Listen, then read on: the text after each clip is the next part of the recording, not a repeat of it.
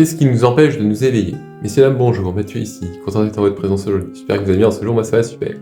Minute sagesse, let's go! Alors qu'est-ce qui nous empêche de nous éveiller? Alors, il y a 3 principaux poisons qui nous empêchent de nous éveiller. Ce sont les suivants. La colère, le fait de se mettre en colère nous fait louper l'objectif. L'attachement aussi. Quand on s'attache aux choses de ce monde, eh bien malheureusement on se crée des barrières. Et puis l'ignorance tout simplement, puisque nous arrivons dans un monde où on ignore certaines choses du monde comme de nous-mêmes, et cela cause notre souffrance.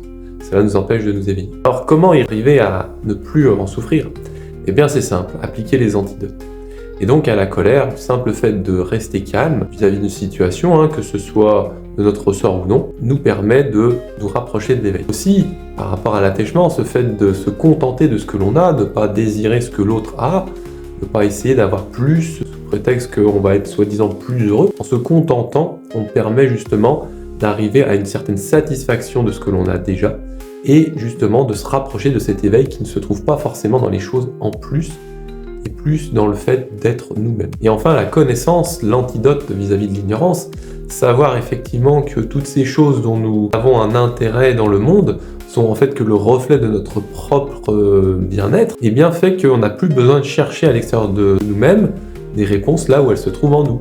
Et donc cette sagesse, cette connaissance, une fois qu'on en prend bien conscience et qu'on arrête ces choses un peu futiles, eh bien elle nous sert énormément puisque on retrouve notre véritable essence, notre bien-être, qui nous a jamais quitté d'ailleurs, mais qu'on a pu temporairement ne plus se rendre compte qu'il était bien présent en nous.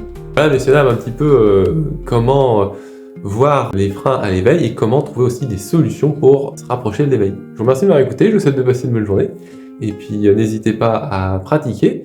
Pour ceux qui voudraient plus de conseils, vous pouvez toujours me contacter, je donne des guidances, je suis coach de vie, donc n'hésitez pas. Bonne journée, salut. MathieuDeVie.coach de vie, l'art d'être en vie. Accompagnement, méditation. Formation en méditation, offre de lancement fm10.boudametreya.fr, formation méditation.